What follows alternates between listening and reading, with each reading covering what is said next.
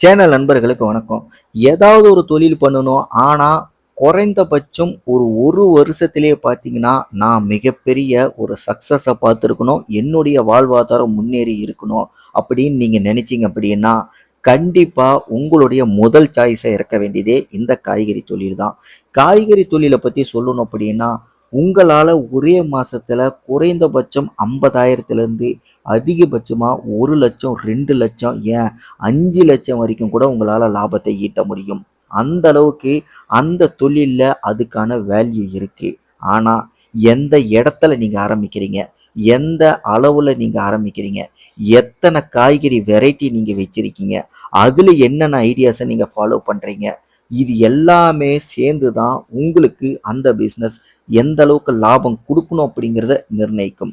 இது எதையுமே நீங்க ஃபாலோ பண்ணாம, ஒரு சின்ன இடத்துல எனக்கு எதிர்பார்த்த லாபம் கிடைக்கல அப்படின்னு சொல்றதுக்கு பதிலா, அந்த சின்ன இடத்த நீங்க எதிர்பார்த்த லாபத்த விட அதிகமா கொண்டு வரதுக்கு எப்படியெல்லாம் யூட்டிலைஸ் பண்ண முடியும்?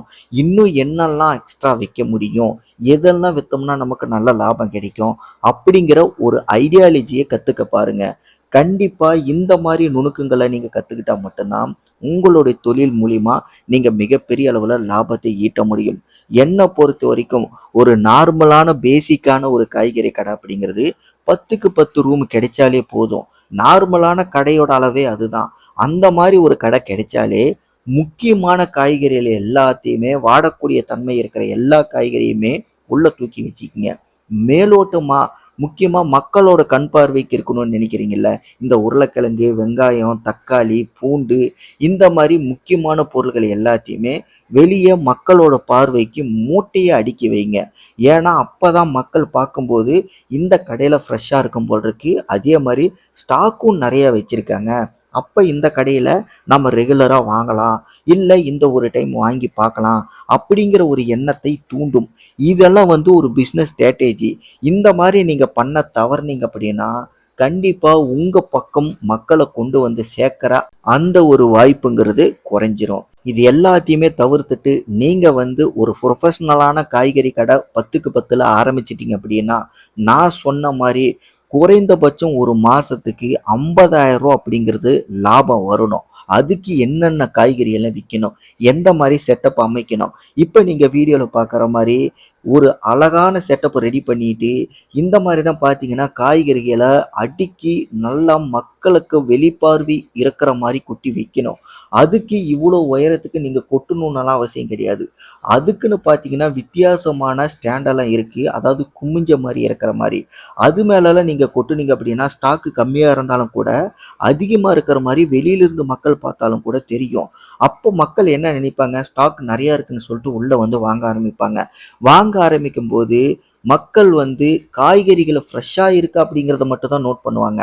நீங்க எவ்வளோ ஸ்டாக் வச்சிருக்கீங்க அப்படிங்கிறத அந்த இடத்துல நோட் பண்ண மாட்டாங்க. வெளியில இருந்து பார்க்குற மக்களுக்கு தான் நமக்கு உள்ள ஸ்டாக் நெறைய வச்சிருக்கிற மாரி ஒரு பிம்பத்தை ஏற்படுத்தணும். உள்ள வர்ற மக்களுக்கு அந்த பிம்பத்த உடைச்சிட்டு, காய்கறிகள் ஃப்ரெஷ்ஷா இருக்கு அப்படிங்கிற அந்த ஒரு பார்வைய கொண்டு வரணும். அதையும் மீறி காய்கறிகள் ஃப்ரெஷ்ஷா இருந்துச்சு அப்படின்னா, அவர்கள் காய்கறிகள செலக்ட் பண்றது தான் பார்ப்பாங்களே தவிர, நீங்க எவ்வளவு ஸ்டாக் வச்சிருக்கீங்க அப்படிங்கிறத பார்க்க மாட்டாங்க. அப்ப ஒரு 10 பேர் காய் வாங்கிட்டு போயிட்டாங்க அப்படின்னா, அந்த குறைஞ்ச அந்த காய்கறிகள்ல பார்த்தீங்கன்னா, ஆல்ரெடி நீங்க ஸ்டாக் கொஞ்சம் வச்சிருப்பீங்க. அத எடுத்து மீண்டும் அதே மாரி கண் பார்வைக்கு போடணும். இதுதான் ஒரு பிசினஸ் ஸ்ட்ராட்டஜி. இந்த மாரி மொத்த காய்கறிகளுமே மொத்தமா கொட்டி வைக்காம, பாதி மூட்டைகள் அடுக்கி வச்சும், மீதி பாதிய பார்த்தீங்கன்னா, கொஞ்சம் கொஞ்சமா கொட்டியும், இந்த மாரி ஃப்ரெஷ்ஷா இருக்கிற மாரி எப்பவுமே இந்த கடைக்கு போனா ஃப்ரெஷ்ஷாவே காய்கறி வாங்கலாம்ப்பா, அப்படிங்கிற மாரி மக்கள் மனதுல ஒரு சிந்தனைய நீங்க பதிய வைக்கணும். அப்படி நீங்க பதிய வச்சுட்டீங்க அப்படின்னா, உங்களுடைய தொழிலுக்கு கிடைக்கிற மிக முக்கியமான முதல் சக்சஸே பார்த்தீங்கன்னா அதுதான். இது பண்ணிட்டீங்கன்னா, அடுத்த தடவ ரிப்பீட்டட் கஸ்டமர் அதிகமா வர ஆரம்பிப்பாங்க. ரிப்பீட்டட் கஸ்டமர் அதிகமா வர ஆரம்பிச்சாங்கன்னா, இத பார்க்குற மற்ற மக்களும் கண்டிப்பா இங்க எப்ப பார்த்தாலும் ரிப்பீட்டடா ஒரு சிலர் வராங்க. அப்ப இந்த இடத்துல ஒண்ணு ரேட் ஃப்ளெக்சிபிளா இருக்கணும். இல்ல காய் ஃப்ரெஷ்ஷா இருக்கணும். ஆக மொத்தம் இந்த இடத்துல ஏதோ ஒண்ணு நடக்குது அப்படிங்கிற மாரி யோசிக்க ஆரம்பிப்பாங்க. அத பார்த்து 4 பேர் வருவாங்க. அத பார்த்து 10 பேர் வருவாங்க. அதை பார்த்து 50 பேர் வருவாங்க. அதை பார்த்து 100 பேர் வருவாங்க. இப்படி தான் பார்த்தீங்கன்னா, பிசினஸ கொஞ்சம் கொஞ்சமா நீங்க டெவலப் பண்ண முடியும். எப்படி பார்த்தாலும் ஒரு தொழிலுக்கு தேவையான என்னென்ன நுணுக்கங்கள் இருக்கு அப்படிங்கிறத, நீங்க ஆரம்பத்துல எந்த விதமான எக்ஸ்பீரியன்ஸ் இல்லாம நீங்க ஆரம்பிச்சாலும் கூட, கண்டிப்பா போக போக நீங்க அத தாராளமா கத்துக்க முடியும். தைரியமா நீங்க எந்த ஒரு தொழிலையுமே துணிஞ்சு பண்ணலாம். அது இந்த தொழில் தான் அப்படின்னு கிடையாது. எந்த தொழிலுக்குமே தேவையான முதல் படியே உங்களுடைய தைரியம் தான். அந்த தைரியம் உங்ககிட்ட இருக்கு அப்படின்னா, நீங்க தொழில் பண்றதுக்கு தகுதியான நபர். அப்படி நீங்க இறங்கிட்டீங்க அப்படின்னா, தொழில்ல நேர்மையா இருக்கீங்க அப்படின்னா, அந்த தொழில் பல விஷயங்கள உங்களுக்கு கத்துக் குடுக்கும். அந்த கத்துக் குடுக்கிறத நல்லா தெளிவா உள்வாங்கிட்டு, மேற்கொண்டு அந்த தொழிலை எப்படி டெவலப் பண்ணணும் அப்படிங்கிறத நல்லா தெளிவா யோசிச்சீங்க அப்படின்னா, கண்டிப்பா எந்த ஒரு தொழில்லயுமே உங்களால தோக்கவே முடியாது. என்ன பொறுத்தவரைக்கும், நான் ஆரம்பத்துல சொன்ன மாரி, ஒரே வருஷத்துல பல லட்சங்கள் நீங்க சம்பாரிக்கணும்னு நெனச்சீங்க அப்படின்னா, கண்டிப்பா இந்த காய்கறி தொழில தான் ஃபர்ஸ்ட் சாய்ஸா நான் வைப்பேன். அதே மாரி நீங்களும் ஃபர்ஸ்ட் சாய்ஸா தேர்ந்தெடுக்க வேண்டியது இந்த ஒரு காய்கறி தொழில் அப்படிங்கிறது தான் என்னுடைய ஒரு அட்வைஸும் கூட. இந்த தொழில பத்தி எனக்கு கிடைச்ச அனுபவம் அப்படிங்கிறது, நான் வந்து என்னோட கடையில கிடைச்ச அனுபவங்கள வச்சு தான் உங்ககிட்ட சொல்றேன். நான் சிறிய அளவுல பண்ணும்போதே கூட பார்த்தீங்கன்னா, மிகப்பெரிய அளவுல காய்கறி தொழில் மூலியமா அதிக லாபத்த நான் எடுத்தேன். சொல்லப்போனா நான் ஒரு ரூ. 1000 இன்வெஸ்ட்மென்ட் பண்றேன் அப்படின்னா, அந்த ரூ. 1000 இன்வெஸ்ட்மென்ட்ல ரூ. 1500 லாபம் மட்டுமே எடுப்பேன். ஆக மொத்தம் ரூ. 2500 அந்த ரூ. 1000 காய வச்சு நான் சம்பாரிச்சிருப்பேன். இன்வெஸ்ட்மெண்ட் ரூ. 1000 கழிச்சுட்டு ரூ. 1500 எனக்கு லாபம் மட்டுமே கிடைச்சிருக்கும். இந்த அளவுக்கு பார்த்தீங்க அப்படின்னா, மிகப்பெரிய அளவுல நல்ல ஸ்டாட்டிக்ஸா வந்து எந்த இடத்துல வாங்குனா அதிக லாபம் கிடைக்கும் அப்படிங்கிறத பல நாட்கள் தேடுதலுக்கு பிறகு தான் இந்த மாரி ஒரு இடத்துல வாங்குனா தான் இந்த அளவுக்கு லாபம் கிடைக்கும் அப்படிங்கிறத என்னால புரிஞ்சுக்க முடிஞ்சுது, கத்துக்கவும் முடிஞ்சுது. அதுக்கு முன்னாடி வரைக்கும் நானும் வந்து காய்கறிகள் நார்மலான ஒரு மார்க்கெட்ல வாங்கிட்டு வந்து ரூ. 5க்கும் ரூ. 10க்கும் லாபம் வச்சு தான் வித்துக்கிட்டு இருந்தேன். எனக்கு அதுல எந்த விதமான பெனிஃபிட்டுமே கிடைக்கல. போக போக தான் இன்னும் மாத்தணும், இன்னும் இத வந்து லாபகரமா மாத்தணும் அப்படின்னு சொல்லிட்டு ஒவ்வொரு விஷயங்களுமே தேட ஆரம்பிச்சேன். அப்படி தேடுனதுக்கு அப்புறம் தான் இப்ப நீங்க வீடியோல பார்க்குற இந்த மார்க்கெட்டையும் நான் கண்டுபிடிச்சேன். என்னோட கடைக்கு தேவையான அனைத்து காய்கறிகளுமே இந்த மாரி மார்க்கெட்ல தான் வாங்குவேன்.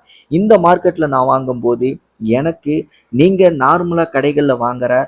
70, ரூ. 80, ரூ. 100 ஒரு கிலோ போட்டு வாங்குற அனைத்து காய்கறிகளுமே இந்த மார்க்கெட்ல எனக்கு கிடைக்கிறது வெறும் ரூ. 15, ரூ. 20 அதிகபட்சமா பார்த்தீங்கன்னா ரூ. 40க்கு மேல எந்த காயுமே தாண்டுனதில்ல. ஒரே காய தவிர. ஏன்னா பீன்ஸ் மட்டும் என்னைக்கு பார்த்தாலும் விலை ரூ. 80க்கு மேல தான் ஹோல்சேல் பிரைஸே இருக்கும். சில டைம்லலாம் பார்த்தீங்கன்னா, ஹோல்சேல் பிரைஸே ரூ. 200 வந்துச்சு. அப்பலாம் நான் பீன்ஸ் வாங்குறதே நிறுத்திட்டேன். அந்த அளவுக்கு பார்த்தீங்கன்னா, சில காயெல்லாம் சில சமயங்கள்ல திடீர்னு பார்த்தீங்கன்னா, விலை ஏறி இருக்கும். இதெல்லாம் வந்து பார்த்தீங்கன்னா, நம்ம தவிர்க்க முடியாத ஒரு சில பிசினஸ் ஸ்ட்ராட்டஜி. என்னைக்குமே ஒண்ண வச்சு தான் ஒண்ணு பிசினஸ் நம்ம பண்ண முடியும். சில சமயங்கள்ல நம்மள தேடி வர்ற கஸ்டமர் கிட்ட எதுவுமே இல்லைன்னு சொல்றதுக்கு பதிலா, குறைந்த அளவுல வாங்கிட்டு போயிட்டு, விலை கம்மியா இருக்கிற காய்கறிகள நெறைய வாங்கிட்டு போயிட்டு, அந்த காய்கறிகளுக்கு ஆஃபர் மாரி குடுத்து, எப்படி பார்த்தாலும் டபுளுக்கு டபுள் லாபங்கிற கணக்குல நீங்க வச்சு வித்தாலும், உங்களுக்கு அதுல கிடைக்கிற லாபங்கிறது, ஒரு நாள் கணக்கு நீங்க ஆவரேஜா 10க்கு 10 கடைய வச்சு, கேரண்டியா பார்த்தீங்கன்னா, ரூ. 5000க்கு மேல லாபத்தை ஈட்ட முடியும். என்னோட அனுபவத்துல, என்னோட கடையில நான் சம்பாரிச்சத வச்சு நான் சொல்றேன். இந்த ஒரு மெத்தேட நீங்க கரெக்ட்டா ஃபாலோ பண்ணணும் அப்படின்னா, உங்களுக்கு காய்கறிகள் எந்த இடத்துல வாங்குறீங்களோ, அத பொறுத்து மட்டும் தான் உங்களுடைய அந்த லாபங்கிறது நிர்ணயிக்கப்படும். அப்படிங்கிறதையும் மறந்துறாதீங்க. எப்பவுமே அதுதான் ரொம்ப ரொம்ப முக்கியமான விஷயம். நான் ஆரம்பத்துல சொன்ன மாரி தான். உடனடியா ஒரே வருஷத்துல உங்களுடைய உழைப்புக்கான ஊதியம் 1 வருஷம் நான் ரொம்ப கஷ்டப்பட்டு சம்பாரிக்க ரெடி. ஆனா, அந்த தொழில் எனக்கு ஒரே வருஷத்திலேயே பல லட்சங்கள சம்பாரிச்சு குடுக்குமா அப்படின்னு சொல்லிட்டு கேட்டா, அந்த மாரி தொழில் எதுன்னு கேட்டா, நிச்சயமா இந்த காய்கறி தொழில பத்தி தான் நான் சொல்லுவேன். இந்த வீடியோவை நீங்க கடைசி வரைக்கும் பார்த்திருந்தீங்கன்னா, இத பத்தின மாற்று கருத்துக்கள், சந்தேகங்கள் எதுவா இருந்தாலும் மறக்காம கீழ கமெண்ட்ல தெரியப்படுத்துங்க. இதே மாரி வீடியோஸ் பார்க்கணும்னு நம்ம சேனல சப்ஸ்கிரைப் பண்ணுங்க. அடுத்த வீடியோல உங்கள சந்திக்கிறேன். நன்றி, வணக்கம்.